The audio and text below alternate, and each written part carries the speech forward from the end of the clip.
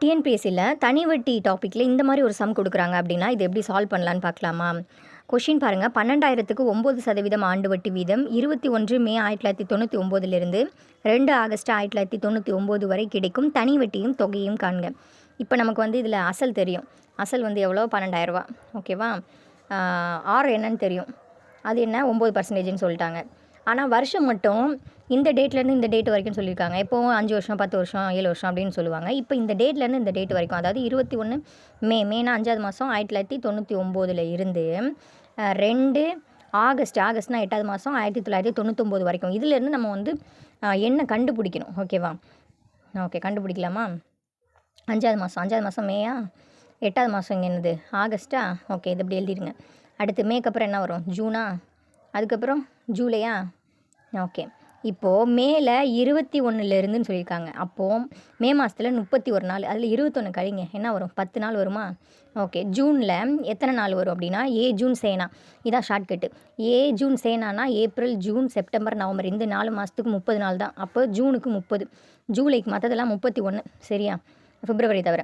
அடுத்து வந்து ஆகஸ்ட்டில் 2ஆம் தேதி வரைக்கும் தான். அப்போ 2 இது எல்லாத்தையும் கூட்டுங்க. 10 30 40 40 31 71 71 2 73 நாள் வரும்.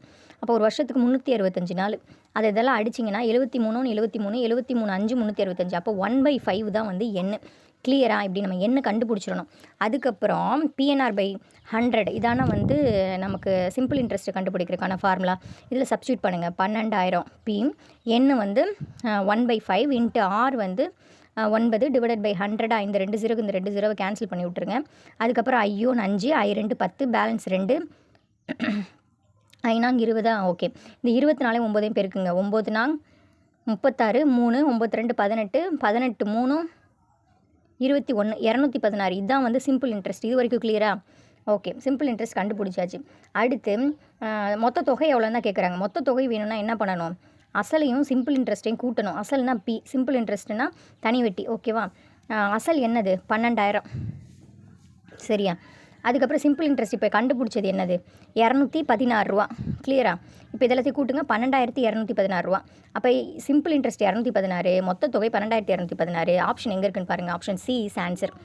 கிளியராக புரியுதா? இந்த மாதிரி ஒரு டேட்லேருந்து ஒரு டேட் வரைக்கும் என்ன கொடுத்தாங்கன்னா அது எத்தனை நாள் வருதுன்னு கண்டுபிடிச்சிட்டு நீங்கள் சால்வ் பண்ணிங்கன்னா ரொம்ப ஈஸியாக இருக்கும். அது பிடிச்சிருந்தா தொடர்ந்து சப்போர்ட் பண்ணுங்கள். நன்றி.